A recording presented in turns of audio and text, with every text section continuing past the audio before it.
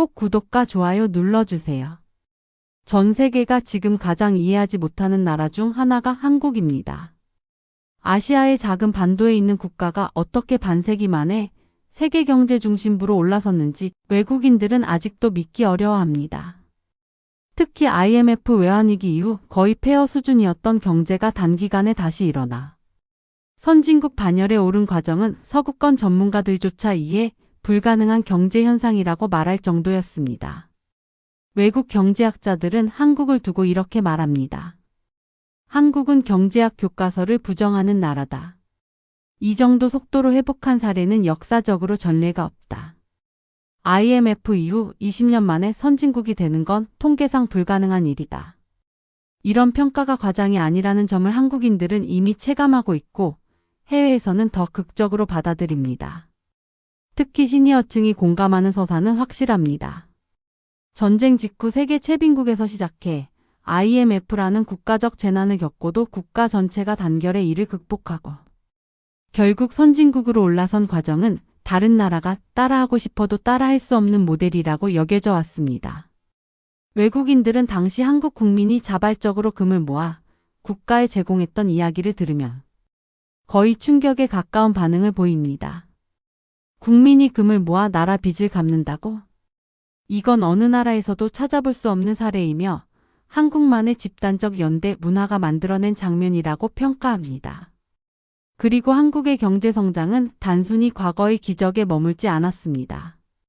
한국의 경제 성장 속도를 이해하기 위해 외국 전문가들이 가장 많이 언급하는 시점은 바로 IMF 이후입니다. 1997년의 외환위기는 한국에게 사실상 국가 부도와 다를 바 없는 재난이었습니다. 외국 언론은 당시 한국 최상위 기업들이 줄줄이 쓰러지는 장면을 보며 한국은 경제적으로 끝났다라고 단정적으로 평가했고 실제로 여러 나라의 주요 경제지에는 한국은 다시 일어나기 어렵다는 분석이 줄을 이었습니다. 그러나 이 예측은 이후 역대급으로 틀리게 됩니다. 외국 전문가들이 말하는 한국 경제의 첫 번째 미스터리는 바로 여기에서 시작됩니다. 한국은 IMF 체제에 들어갔음에도 불구하고 채 5년도 지나지 않아 대부분의 경제 지표를 회복했고 10년 뒤에는 오히려 외환 보유액을 전 세계가 놀랄 수준으로 쌓아 올렸습니다. IMF가 한국을 가장 모범적인 구조조정 국가라고 부른 이유도 이때 등장합니다. 한국이 구조조정을 이론적으로가 아니라 실제로 완수한 드문 나라였기 때문입니다. 특히 외국인들에게 충격을 준 장면은 한국 국민이 자발적으로 금을 내놓아 국가 부채 상환을 도왔다는 사실입니다. 외신 기자들은 이 사건을 세계 경제 역사에서 찾아보기 힘든 집단 행동이라고 표현했고 미국 경제학자는 누가 시키지 않았는데 국민이 나서서 금을 모은 나라 한국 외엔 없다라고 말했습니다. 이 사건은 서구권 경제학자들에게 한국 특유의 집단적 대응 능력을 설명할 수 있는 대표적 사례로 남아 있습니다. IMF 이후 한국은 마치 엔진이 다시 달린 듯한 속도로 성장하기 시작했습니다. 정상적인 국가라면 IMF 같은 충격을 겪고 나면 회복까지 최소 2030년이 걸린다고 알려져 있지만 한국은 오히려 그 기간 동안 기술제조업 수출 산업이 폭발적으로 성장합니다. 외국 연구진들은 이 속도를 두고 한국은 위기를 성장의 가속장치로 활용한다라는 표현을 사용했습니다. 실제로 한국은 위기를 경험할 때마다 경제 구조를 한 단계 업그레이드하는 형태의 발전을 보여왔습니다. IMF 직후 기업들이 가장 많이 투자한 분야는 바로 기술과 인재였습니다. 삼성, 현대차, LG 같은 대기업들은 생존을 위해 조직을 가볍게 만들고 글로벌 시장을 전면적으로 공략하기 시작합니다. 이때 삼성전자가 본격적으로 반도체에 힘을 실었고 현대차가 글로벌 품질 경영 체계를 도입했으며 LG와 SK도 적극적으로 기술 혁신 모델을 만들어냅니다. 외국 언론은 이 시기를 두고 한국 기업의 대전환기라고 부릅니다. 생존을 위해 모든 기업이 체질을 바꾸었고 그 결과가 20년 뒤 한국의 산업적 기초가 됩니다. 반도체 산업은 한국 경제 성장 신화를 가장 상징적으로 보여주는 분야입니다.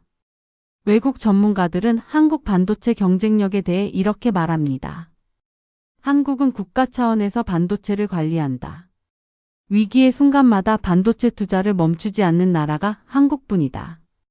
반도체는 한국의 국가보안 산업에 가깝다. 전 세계 공급망이 불안정해지면서 반도체가 없는 국가는 미래 산업을 논할 수 없다는 말이 나오는 상황에서 한국은 이미 메모리 시장에서 세계 1위 자리를 굳건히 지키고 있고 시스템 반도체 분야에서도 빠르게 추격하는 중입니다. 특히 외국 언론은 한국이 차세대 반도체 공정에 있어서 미국, 대만과 함께 세계의 중심이라는 점을 인정합니다. 이런 구조는 한국의 경제 성장 속도가 앞으로도 유지될 수 있는 가장 중요한 배경이 됩니다. 그리고 한국의 또 다른 경제 성장 엔진인 방산산업의 급부상은 외국에서 더 큰 충격으로 받아들여지고 있습니다. 폴란드가 한국 무기를 대규모로 도입했을 때 유럽 언론은 거의 매일 한국 방산을 기사화했고 한국은 전쟁을 경험한 나라여서 실전 설계가 잘 되어 있다는 분석이 이어졌습니다. 납기 속도가 유럽이나 미국 대비 3배에서 5배 빠르다는 점도 외국인들에게 큰 충격을 준 요소였습니다. 한국은 무기를 만드는 속도 자체가 다르다. 이 말이 유럽 기자들 사이에서 공공연하게 나온 이유는 단순 성과가 아니라 한국식 제조 속도에 대한 놀라움이었습니다. 방산 분야는 한국 경제의 미래 잠재력에서 매우 큰 축으로 여겨지고 있습니다.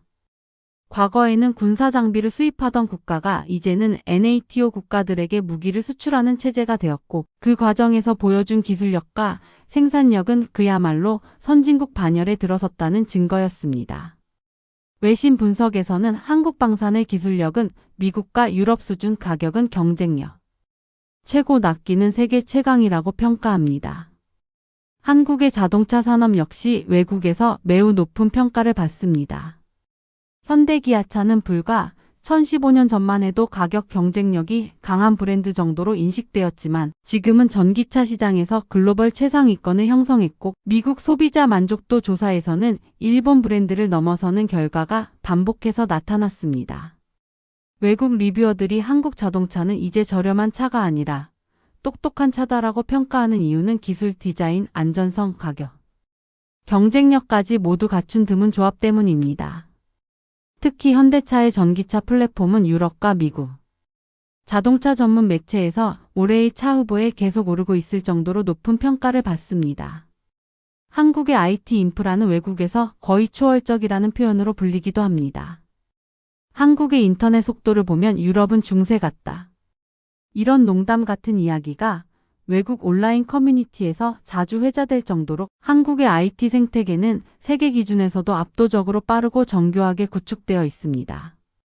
이 IT 속도는 단순히 인터넷만 빠르다는 뜻이 아니라 그 인터넷 기반을 활용한 플랫폼 산업과 디지털 인프라가 동시에 빠르게 성장하고 있다는 의미입니다. 외국인들이 한국을 경제 강대국으로 인정하는 이유 중 하나는 바로 이 속도감이 전체 산업에 스며 있다는 점입니다. 한국 사회는 변화에 익숙하고 변화가 빠르며 새로운 기술이 등장하면 가장 먼저 적용하는 나라입니다. 모바일 결제, 온라인 쇼핑, 배달, 플랫폼, 디지털 행정 등 대부분의 분야가 세계에서 가장 빠르게 발전했습니다. 외국인들은 한국을 두고 이런 표현을 자주 사용합니다. 한국은 미래가 먼저 도착한 나라다. 한국은 선진국 중에서도 가장 변화가 빠른 나라다. 한국은 위기가 올 때 더 빨리 강해지는 나라다. 한국의 경제 성장 속도가 세계에서 어떻게 받아들여지고 있는지 가장 잘 보여주는 장면은 외국 언론들이 한국에 대해 실시간으로 내놓는 반응들입니다. 한국에서는 평범하다고 느끼는 일들이 외국에서는 거의 충격에 가까운 뉴스가 되는 경우가 많습니다. 특히 한국의 성장 속도를 경험해본 외국 기자들은 한국은 현대 국가들 중 가장 빠르게 진화하는 나라라고 말하며 한국이라는 국가가 움직이는 방식 자체가 다른 나라와 근본적으로 다르다는 분석을 내놓습니다. 유럽 경제 전문지는 한국을 두고 위기를 발판으로 삼는 나라라고 표현했습니다. 다른 국가들이 위기를 겪으면 멈추고 뒤로 물러나는 반면 한국은 위기를 계기로 한 단계 위의 시스템을 만들어낸다는 것입니다. 이 신문은 심지어 한국의 회복 속도를 가리켜 미래 성장률을 선불로 당겨 쓰는 나라라고 표현했습니다. 즉 한국은 다른 나라보다 훨씬 짧은 시간 안에 더 많은 변화를 세게 밀어붙이는 구조를 갖고 있다는 뜻입니다. 특히 세계 금융위기, COVID-19 팬데믹, 글로벌 공급망 위기 동안 한국의 움직임은 외국에서 이해 불가라는 평가가 나올 정도였습니다. 예를 들어 금융위기 당시 여러 나라가 장기간 침체를 겪고 있을 때 한국은 생각보다 빠르게 수출과 내수가 회복되었고 IT 제조업과 반도체 수요 덕분에 성장률을 빠르게 끌어올렸습니다. 외국 경제학자들은 한국은 제조 기반이 무너지지 않아 위기에 더 강하다라고 진단했고 이는 국가 체질적 강점으로 받아들여졌습니다. 팬데믹 기간에도 비슷한 반응이 이어졌습니다. 세계 대부분 국가가 공급망 붕괴로 대혼란을 겪는 동안 한국은 비교적 짧은 시간 안에 제조 라인을 회복하며 반도체 공급을 안정적으로 유지했고 이는 미국 유럽 기업들의 존폐를 가르는 수준의 영향을 주었습니다. 외국 언론은 이를 두고 한국이 세계 공급망의 심장 역할을 한다고 말했고 한국을 빼면 전 세계 산업 체계가 제대로 돌아가지 않는다는 분석도 등장했습니다. 이 같은 평가들은 단순한 칭찬이 아니라 세계 산업 구조가 한국에 의존하고 있음을 상징적으로 보여준 장면이었습니다. 한국의 성장 속도에 대해 외국인들이 가장 크게 놀라는 부분은 한국이 단순히 경제 수치를 끌어올린 것이 아니라 산업 전체를 고도화시키고 있다는 점입니다. 과거 독일, 미국, 일본 등 전통 강국들이 수십 년에 걸쳐 발전시킨 산업 구조를 한국은 2030년 만에 따라잡았을 뿐 아니라 일부 분야에서는 이미 앞서고 있습니다. 특히 반도체 산업은 한국의 압도적 위치를 보여주는 대표적인 사례입니다. 한 미국 기술 매체는 한국 반도체 산업을 두고 이렇게 말했습니다. 삼성이 시스템 반도체까지 장악하면 한국은 세계 디지털 경제의 심장부를 쥐게 된다. 또 다른 일본 기술지는 한국이 반도체 두 분야를 모두 잡으면 일본은 더 이상 대체 산업이 없다라고 말해 일본 내부 불안을 여과 없이 표현했습니다. 유럽 매체 역시 한국의 반도체 라인이 멈추면 전 세계 스마트폰 생산이 즉시 중단된다라는 표현을 사용하며 한국의 존재감을 인정했습니다. 그리고 한국 방산 산업이 폭발적으로 성장하자 외국 반응은 더욱 격렬해졌습니다. 유럽 언론들은 독일과 프랑스가 2년 걸릴 생산량을 한국은 812개월 만에 납품한다며 사실상 패배 선언에 가까운 평을 남겼습니다. 폴란드 국방부 관계자 인터뷰에서는 한국은 계약만 하면 바로 생산에 들어가고 실제로 약속한 기한보다 일찍 납품한다는 이야기가 등장했습니다. 이 속도는 유럽에서도 믿기 어려워 K-방산 현상이라는 표현이 만들어질 정도였습니다. 외국 군사 전문가는 한국의 무기는 빠르고 싸고 정확하다. 실전적이며 유지비도 낮다. 이것은 방산 시장에서 거의 완벽한 조건이라고 분석했습니다. 한국 자동차 산업에 대한 해외 반응도 크게 바뀌었습니다. 과거에는 가성비 좋은 브랜드라는 이미지가 강했지만 지금은 전기차 기술 디자인 소프트웨어 안전성에서 일본과 미국 브랜드를 압도하는 평가가 등장했습니다. 한 미국 자동차 전문 기자는 한국 자동차는 10년 전 일본의 위치를 단 10년 만에 완전히 대체했다고 말했습니다. 유럽 테스트에서는 현대기아의 전기차 플랫폼이 현재 전 세계에서 가장 완성도가 높은 플랫폼 중 하나라고 평가되기도 했습니다.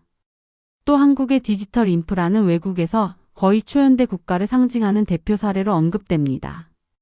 미국의 한 기술 전문지는 한국을 세계에서 가장 인터넷이 빠른 나라라고 표현하며 한국은 단순히 인터넷 속도가 빠른 것이 아니라 IT 기반 기업 생태계 전체의 속도가 스며들어 있다고 분석했습니다.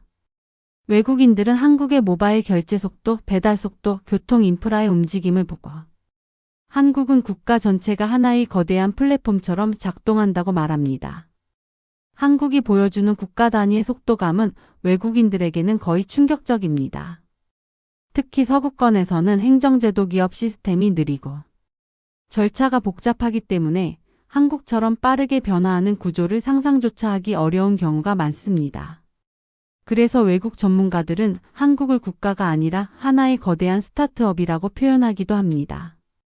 결국 많은 외국인들은 한국의 경제 성장에 대해 이렇게 결론을 내립니다. 한국은 단순히 잘 사는 나라가 아니라 미래가 먼저 도착한 나라라는 것입니다. 한국은 이미 선진국임에도 불구하고 여전히 개발도상국처럼 빠르게 움직이고 미래 선도국처럼 혁신하며 동시에 위기를 기회로 바꾸는 독특한 능력을 가지고 있습니다. 외국 전문가들은 한국의 이런 특이한 조합을 분석하며 한국은 선진국 중에서도 가장 빠르게 발전하는 나라다라고 결론을 내립니다. 더 나아가 일부는 한국을 따라오려면 한국처럼 빨라져야 한다고 말하기까지 합니다.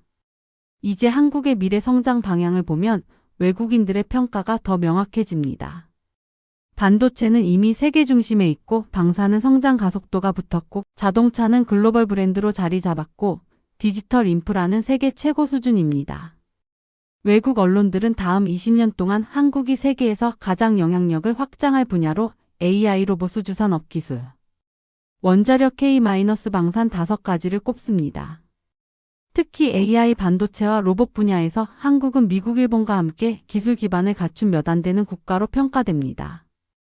3부의 결론은 단순합니다. 한국은 IMF 이후 회복한 나라가 아니라 회복하면서 동시에 세계를 추월한 나라입니다. 한국은 단순히 기적이 아니라 합리적으로 설명할 수 없는 속도로 성장한 국가이며 외국 전문가들조차 한국의 발전 방식은 지금도 이해하기 어렵다고 말합니다. 그러나 한 가지는 분명합니다. 한국은 더 빨라질 것이고 더 강해질 것이고 앞으로 세계 경제에서 한국의 존재감은 지금보다 훨씬 커질 것이라는 사실입니다. 외국 언론들은 이미 이 결론을 내리고 있습니다. 이 나라가 왜 이렇게 빠른가? 정답은 간단합니다. 한국은 위기에도 멈추지 않고 미래를 기다리지 않고 국가 전체가 동시에 앞으로 달리는 나라입니다. 그리고 그 속도는 앞으로도 계속될 것입니다.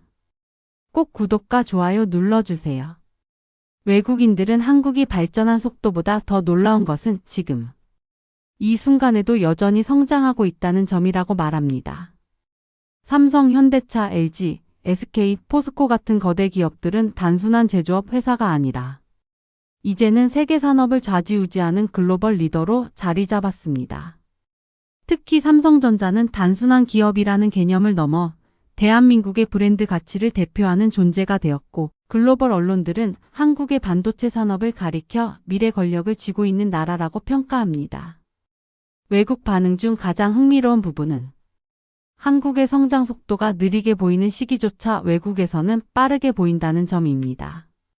한국인이 요즘 경제가 좀 어렵다고 말하면 외국인들은 그 정도면 매우 안정적이다라고 반응합니다.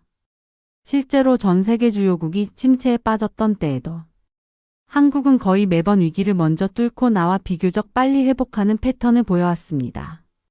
이런 회복 탄력성은 외국 경제 분석가들 사이에서 한국형 경제 회복 모델이라는 별칭까지 만들어낼 정도입니다. 그리고 지금 한국의 성장은 과거와 달리 속도만 빠른 것이 아니라 질도 완전히 달라졌다는 평가를 받습니다. 과거의 한국이 제조업 중심 고도 성장을 했다면 지금은 첨단 산업 중심 국가로 완전히 재편되고 있는 모습입니다. 세계 반도체 공급망의 필수 국가, 방산 수출 세계 10위권 진입, 전기차 배터리 디스플레이 분야의 글로벌 탑-T 등 한국은 다양한 미래 산업에서 독보적인 존재감을 보이고 있습니다. 특히 K-방사는 최근 외국 언론에서 가장 자주 등장하는 키워드입니다. 노르웨이, 폴란드, 루마니아 같은 유럽 국가들이 한국 무기를 선택하면서 전 세계는 한국이 전통 강국을 제치고 방산 최상위권 국가가 되었냐는 반응을 보였고 실제로 한국 방산은 빠른 납기, 높은 품질, 우수한 기술력으로 시장 판도를 뒤흔들었습니다. 몇몇 서구 언론은 한국 방산을 이렇게 표현합니다. 한국은 전쟁을 겪은 나라라 무기가 실전적이다. 유럽이 2년 걸릴 걸 한국은 8개월 만에 납품한다. 이 문장은 한국의 빠른 DNA가 경제뿐 아니라 산업 전반에서 작동하고 있다는 가장 명확한 사례였습니다. 이런 외국 반응은 한국인들이 생각하는 것보다 더욱 극적이고 감탄에 가깝습니다. 특히 한국이 스스로 아직 멀었다고 말하는 순간에도 외국인들은 이미 당신들은 선진국이고 이제는 다른 나라가 한국을 따라가야 하는 시대라고 말합니다.